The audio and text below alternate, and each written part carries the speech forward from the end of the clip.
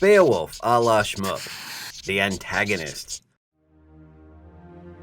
Beowulf and Grendel. So, the context of society in a lot of ways gets defined by the way society allocates resources. Certain societies that have natural enemies, rains or earthquakes or whatever, allocate a lot of resources to various things. But as society grew and more people populated the earth, resources in the form of land and boundaries started to be an issue. And the whole notion of antagonism became a social theme, which I guess gave rise to it being a literary theme. So here we have maybe the first English written antagonist in Grendel. And we don't get much of a physical description of Grendel, so it's kind of like almost, the symbology. It's just a force or a concept. Other than Grendel's big, monstrous biped, stands on 2 feet, and his motivations seem equally ambiguous. What can you tell us about Grendel? He's Beowulf's, spoiler alert, first victim here. Yeah, you make a good point that we don't know a lot about him physically, and his motivations are ambiguous too. Compare that to Beowulf, right? We know everything about this guy. The story starts discussing some of the first lines of Beowulf are about Beowulf's great-grandfather, about his lineage. We know his lineage, we know what he's like, we know what he cares about, he boasts, etc. Grendel, we really don't get a lot of information about.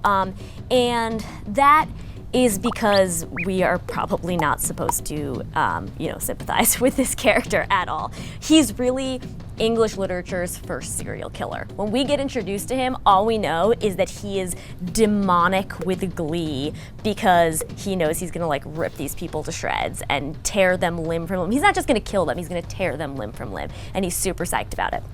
Here's what happens. Basically, Grendel hears a lot of partying going on at Harrod, the mead hall, and he's not psyched about it. And we can kind of think that it might be because he's seeing this bustling civilization when he is this, primitive monster. He doesn't have that, he's isolated, and he doesn't really like the fact that these guys are all part of a fun community.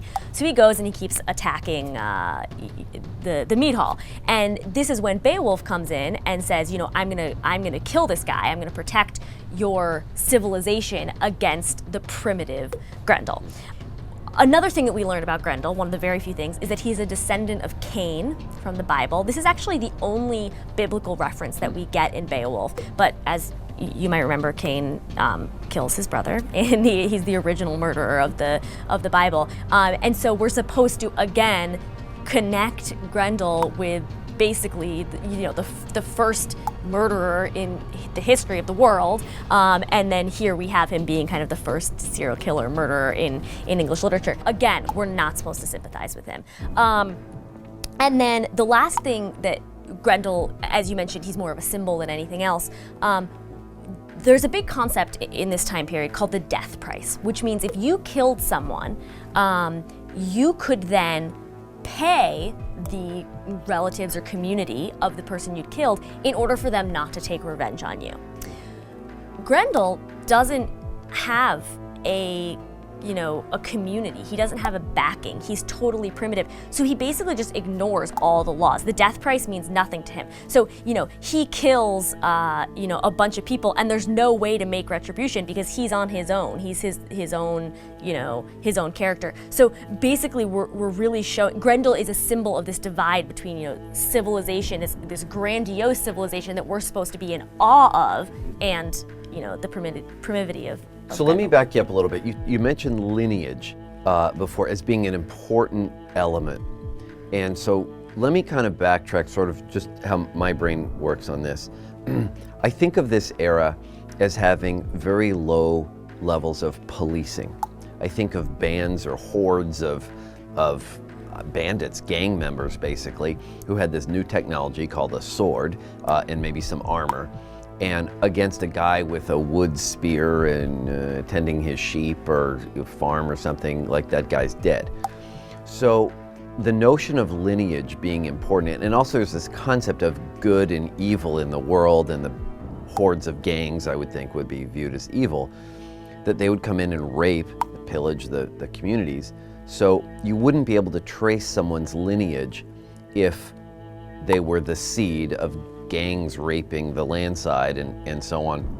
And so the notion of being able to follow someone's lineage, I guess, was important, because this notion of evil then not polluting your family line was a big deal. Right, if you can trace someone's lineage like we can with Beowulf, it makes them even more of a hero, because we know exactly where they came from, and usually in an epic poem like this, they come from some amazing background, right? And so again, the story opens with information about Beowulf's great-great-grandfather, which means that we can directly trace where he came from for several generations, if not more.